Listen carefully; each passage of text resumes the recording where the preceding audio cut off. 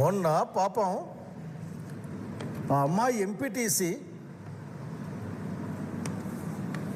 కంతేరు కల్పన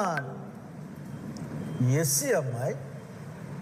నేను దాన్నేమి ఎస్సీ అమ్మాయి అనే దాన్ని ప్రత్యేకంగా వాడదలుచుకోలే, కానీ but she's a MPTC belongs to Dalit community. ఆ ఊర్లో పిల్లల మధ్య గొడవ జరిగితే ఆమె మీద కేసు పెట్టారు. ఆమె మీద కేసు పెడితే మీరు లక్షణంగా ఎంపీటీసీ, ఆమె భారత రాజ్యాంగం మీద ప్రమాణం చేసిన ఒక ప్రజాప్రతినిధి. ఆమె ఇంటికి రాత్రి 3 గంటలకు ఆ టైంలో వెళ్ళి ఆ అక్కయ్య నేను నైటీలో ఉన్నాను, చీర కట్టుకొని వస్తాను, కోక కట్టుకొని వస్తాను అని చెప్తే కూడా మీరు వినకుండా తీసుకెళ్ళి ఆమె పైన కేసు పెట్టారే. ప్రొద్దున్నే మీరు సూర్యోదయం తర్వాత మేము అరెస్ట్ చేశామని కోర్టుకు చెప్పారే. నేను అడుగుతా ఉన్నాను, మనందరం రాసుకునే, మీ డిపార్ట్మెంట్లంతా రాసుకునే సత్యమేవ జయతే అనే పదం ఇక్కడ ఏ విధంగా అన్వయిస్తారో చెప్పాలి మీరు. మీ దగ్గర ఏమీ లేదు. ఇంకొక బాబు కృష్ణవేణి ఒక అమ్మాయిని ఒక సోషల్ మీడియాలో ఉన్న ఒక అమ్మాయి, బహుశా అమ్మాయి ఏమన్నా పెద్ద అభ్యంతరకరమైన వ్యాఖ్యలు చేసింటే తగిన చట్టం ఏదో చట్టం చేస్తుంది. కానీ మీరు ఉన్న పలంగా అమ్మాయిని సాయంత్రం తీసుకొని రావడం, స్టేషన్లో పెట్టడం, పీటీ వారెంట్లు వేసుకోవడం, స్టేషన్లో తిప్పడం. అసలు నువ్వు వ్యతిరేకంగా స్టేట్మెంట్ ఇవ్వకపోతే ఇస్తే ఏం లాభం వస్తుంది అనే విధాలు కూడా మాట్లాడడం, కోర్టుల ముందుకు వచ్చి అమాయకంగా మొహం పెట్టడం. ఏం కనపడడం లేదా మీకు? అంతెందుకు ఆ సుధారాణి అని ఒక అమ్మాయి, పెద్దిరెడ్డి గారి సుధారాణి ఒక అమ్మాయి, నిజంగా అమ్మాయి నిజంగా తలుచుకుంటే బాధేస్తుంది. They are not criminals, they are not smugglers, they are not anti social elements. ఒక రాజకీయ పార్టీకి అనుబంధంగా పనిచేస్తున్న వాళ్ళు ఏదైనా కొద్దిగా అటు ఇటు క్లైమ్ క్రాస్ చేస్తే దానికి రకరకాల మార్గాలు ఉన్నాయి. భారత శిక్షా సూత్ర ప్రకారం 7 సంవత్సరాల కంటే లోపల జైలు శిక్ష ఉండే అన్ని కేసులకి స్టేషన్ బెయిల్ ఇవ్వచ్చు. మీరు 41 నోటీస్ ఇచ్చి వాళ్ళు విచారించవచ్చు అని చెప్తే ఆ పని మీరు చేయరెందుకు? ఏం కనపడదా? ముఖ్యమంత్రి గారు మీరే బాధ్యత వహించారు, ఎందుకంటే మీ దగ్గరే లా అండ్ ఆర్డర్ ఉంటుంది కాబట్టి. మీకు బాధ కలగకూడదు. చాలా సీనియర్ పొలిటీషియన్ మీరు. అరే ఇంత నిజం జరుగుతుంది, నిజమా అని ఆలోచించాలి వాస్తవానికైతే. దీనికి ఇంక మించినత అసలు ఎందుకు ఇట్లా జరుగుతూ ఉంది? మీరు అలౌ చేస్తూ ఉన్నారు. మీ అధికారాలు, మీ పార్టీ నాయకులు, మీ ప్రభుత్వంలో ఉన్న వాళ్ళు, మేము భారత రాజ్యాంగం కాదు, భారత రాజ్యాంగం బాబాసాహెబ్ అంబేద్కర్ ఇచ్చింది కాదు, మా దగ్గర వేరే రాజ్యాంగం ఉంది, దాన్ని అమలు చేస్తామని పలుమార్లు బహిరంగంగా చెప్పి మిమ్మల్ని చూసి ఈ వ్యవస్థలు యావత్తు వ్యవస్థల్లో కొద్దిమంది మీరు చెప్పింది నిజమేమో అనుకొని, లేక మీరే ప్రామాణికం అనుకొని యథా రాజా తథా ప్రజ అంటారు ఆఖరి. బహుశా వీళ్ళు కూడా నేను ఒక విషయం చెప్పడానికి భయపడతా ఉన్నా. ఈ రాష్ట్రంలో మానవ ఆలోచనలలో హింస అనేది పెరుగుతూ ఉంది, హింసా ప్రవృత్తి అనేది పెరుగుతూ ఉంది. ఇది మంచిది కాదు. ఇది జాగ్రత్తగా ఉండాల్సిన బాధ్యత ఈ సమాజం పట్ల, మా రాష్ట్ర ముఖ్యమంత్రిగా మీ పట్ల ఉందన్న సంగతి గుర్తు చేస్తూ ఉన్నా. నిన్న ఎంత పెద్ద ఇష్యూ, నాకు చాలా ఆశ్చర్యం వేసింది. విడుదల రజని గత ప్రభుత్వంలో మంత్రి గారు ఆయన పిఏ కేసులు మీద స్టేషన్లో కేసులుంటే చట్టపరంగా తీసుకోండి, ఎవరొద్దన్నారు. ఆమె కూడా చెప్తుంది కదా, మంత్రి గారు, ఎక్స్ మంత్రి గారు చెప్తున్నారు కదా. ఎందుకు అరెస్ట్ చేస్తున్నారు చెప్పరు? పోలీసు వారు మీ మాన్యువల్ని పరిశీలిస్తే అరెస్ట్ చేసిన తర్వాత ఎందుకు అరెస్ట్ చేస్తున్నారో చెప్పాల్సిన బాధ్యత ఉందన్న సంగతి గుర్తు చేస్తూ ఉన్నాను. పాపం సుధారాణి ఇష్యూ మళ్ళీ ఒకసారి గుర్తు తెచ్చుకుని నాకు నన్ను చాలా చూసి ఎందుకబ్బా ఇట్లా సమాజం ఇట్లా అయిపోతున్న సంఘటన అది. ఆ ఊరు వదిలిపెట్టి, చిలకలూరిపేట కాన్సెన్స్ అనుకుంటారు, ఆ ఊరు వదిలిపెట్టి తెలంగాణలో ఉండి హస్బెండ్తో ఆ అబ్బాయికి ఏ సోషల్ మీడియా ప్లాట్ఫామ్ వాడడం కూడా రాదు, వెంకటరెడ్డి అనుకుంటా పేరు, ఇద్దరు పిల్లలతో సినిమాకో గుడికో పోతా ఉంటే ఉన్న పొలంగా లాక్కెళ్ళి పిల్లల్ని బంధువులకు అప్పగించి 3 రోజుల తర్వాత అమ్మాయిని సూయించి ఒక 2-3 కేసులో 10 కేసులో ఎన్నో నంబర్ తెలియదు కానీ నాకు అన్ని కేసులు పెట్టి 3 రోజుల పాటు ఏం చెప్పాలనుకుంటున్నారు మీరు? అయా, ప్రజాస్వామ్యంలో విమర్శని సహించాల్సిన లక్షణం ఉంది. ఒక కన్స్ట్రక్టివ్ విమర్శని సహించాలి. ఆ విమర్శ సరిదిద్దుకోవాల్సిన అవసరం ఉందా లేదా అని మీ యొక్క పరిమితుల్లో మీ యొక్క లక్షణాలతో దాన్ని పరిశీలించుకోవాలి. విమర్శ చేస్తేనే ఏ నియంత్రణ పరిపాలనలో ఉన్నామనుకుంటున్నారా? I cannot understand what is going to happen in this state. Human respect violation. ఆ మంత్రి గారు వస్తే కారులో లాగుతున్నారు, పీకుతున్నారు, వేసేస్తూ ఉన్నారు, మనకి వినిపిస్తూ ఉంది, కేసు పెడతా అంటూ ఉన్నారు. ఆ వీడియోలో ఏంటిది? అక్కడేమి ఎవరు లేరు కదా, ఒక బాధ్యత కలిగిన పార్టీ నాయకురాలు, అట్లాగే మొన్న వరకు రాష్ట్ర ప్రభుత్వంలో బాధ్యత కలిగిన మంత్రి గారు.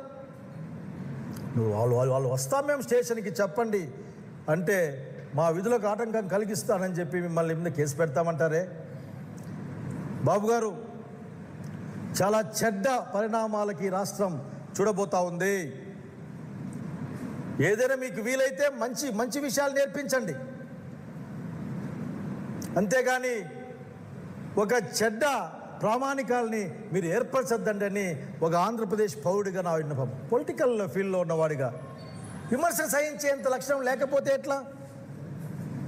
రాజును మించిన రాజభక్తి ప్రదర్శిస్తూ ఉన్నారని చెప్పడానికి నేను ఏమాత్రం సంకోచించడం లేదు. మీరు ఎక్కడ కూడా చట్టాన్ని ఒప్పుకోరు. కావాలంటే మీకు కంతేరు కల్పన విషయంలో 3 గంటలకు అంటే తెల్లవారుజామున 3 గంటలకు ఎంపీటీసీ గారిని అరెస్ట్ చేసిన విజువల్స్ చూపించడానికి కూడా సిద్ధంగా ఉన్నాయని ఉన్నాయని ప్రజలు చెప్తా ఉన్నారు. మీకు చేత కాకుంటే మేము వెతికి తెచ్చిస్తాం వాటిని.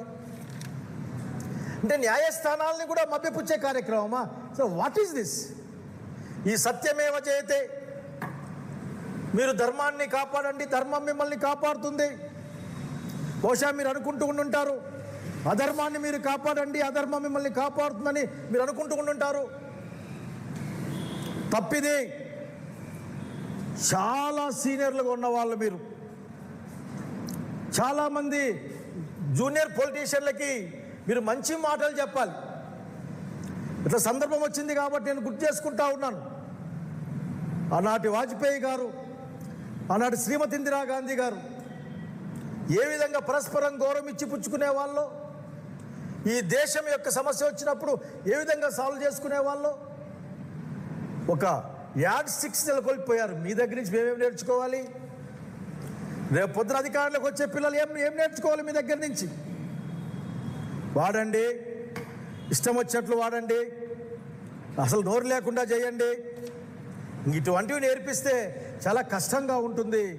బాబు గారు, దయచేసి నేను మిగతా గురించి ఏం మాట్లాడను, ఎందుకంటే నాకు తెలుసు ఎంత మీ దగ్గర ఏముందో. మీరు బహుశా మీరు ఏమైనా రేపొద్దున మాట్లాడచ్చు, నీకేం తెలుసు, మా దగ్గర చాలా ఉంది, మా దగ్గర చాలా అధికారులు ఆయన మాట్లాడచ్చు.